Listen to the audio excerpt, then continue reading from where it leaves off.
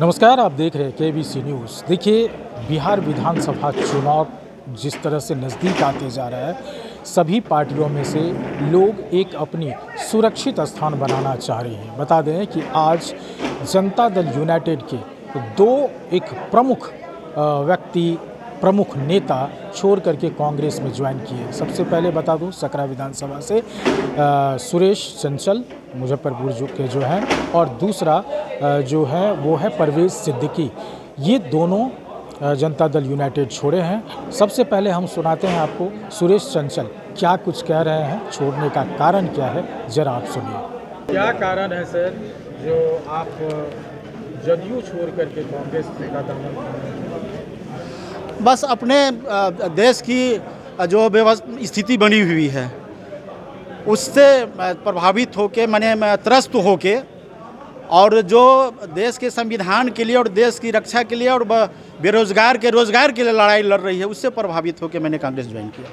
पहले जिस समय आप रहते थे जदयू में, उस समय आपको नहीं लग रहा था कि हमें छोड़ना चाहिए, बहुत देर कर उस जब मैं विधायक हुआ था उससे पहले संविधान के साथ न छेड़छाड़ हो रही थी, न आरक्षण के साथ छेड़छाड़ हो रही थी, और ये वादा किया गया था जब बेरोजगार को रोजगार दूंगा। और आप लोग भी जानते हैं, जब मेरी जब सरकार बनेगी तो विदेश में जो देश का पैसा है 15-15 लाख रुपया हर एक नागरिक को दिया जाएगा। तो ये सब जुमलेबाजी, धोखाधड़ी कब तक लोग जाने? अब देश के ही नहीं, राज्य के ही नहीं, देश के सब लोग बुद्धिजीवी हैं, चिंतक हैं, सब लोग विचार कर रहे हैं आने वाला समय में।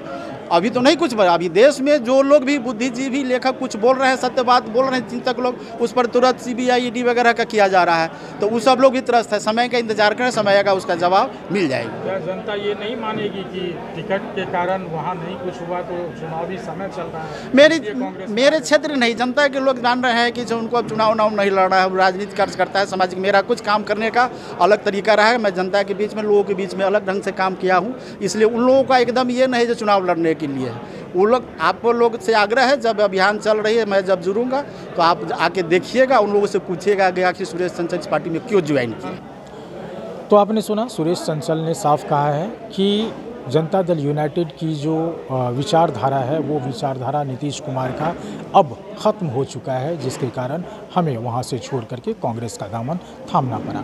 अब बात करते हैं हम परवेज सिद्दीकी की, जो एक बड़े नेता में से माने जाते थे, और ये बताया जा रहा है कि उनको काफ़ी लालच दिया गया, लेकिन वो रुकने का नाम नहीं ली, क्योंकि वक्फ संशोधन बिल को लेकर के जिस तरह से नीतीश कुमार सपोर्ट में नहीं उतरे, इसको लेकर के सिद्दीकी ने अपना कांग्रेस का दामन थामा है, जदयू को छोड़ के। सुनिए सिद्दीकी क्या कुछ कह रहे हैं। JPC में जो आया वक्फ अमेंडमेंट बिल, और हम नीतीश कुमार जी से भी मिले, एक आनेमान कोई बातचीत हुई, मुलाकात हुई, उमेश कुशवाहा जी से भी बातचीत हुई, संजय गांधी से बातचीत हुई, वशिष्ठ नारायण सिंह जी से बातचीत हुई, मनीष वर्मा जी से बातचीत हुई।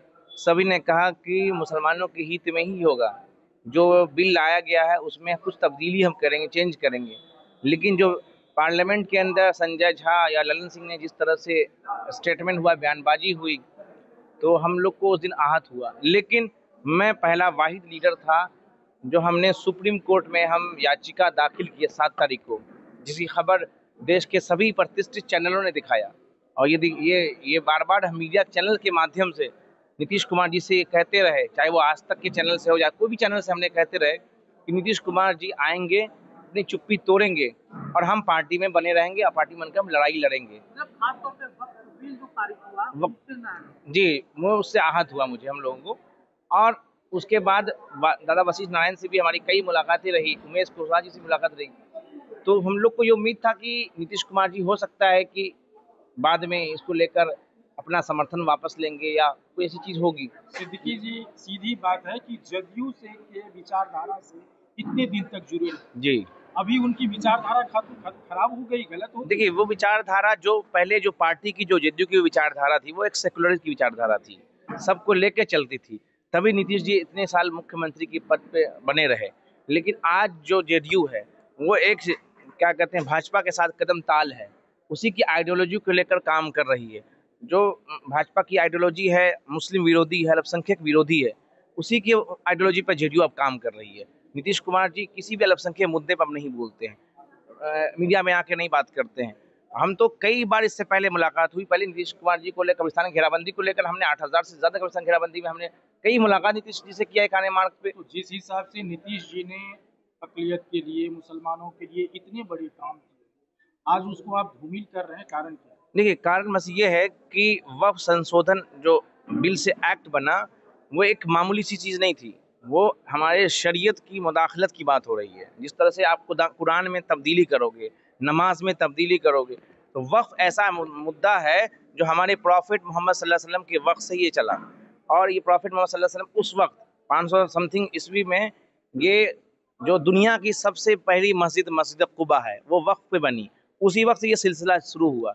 लाखों एकड़ ज़मीन बिहार के अंदर वक्फ की है, और उस वक्फ को कब्जे करने का प्रयास इस बिल में लाया गया, कोशिश किया जा रहा है। तो आपने सुना इन तमाम चीज़ को लेकर के जिस तरह से ये दोनों नेता जदयू को छोड़े हैं। अब ये देखना होगा जदयू को इनसे कितनी हानि होती है या फिर कितना लाभ मिल पाता है, और इन दोनों नेता को कांग्रेस को जो मजबूत करने के लिए पहुंचे हैं, क्या सच में ये मजबूत कर पाएंगे या फिर चुनावी सियासत की सिर्फ और सिर्फ ये एक रणनीति शुरू करेंगे। अमलेश आनंद, केबीसी न्यूज़, पटना।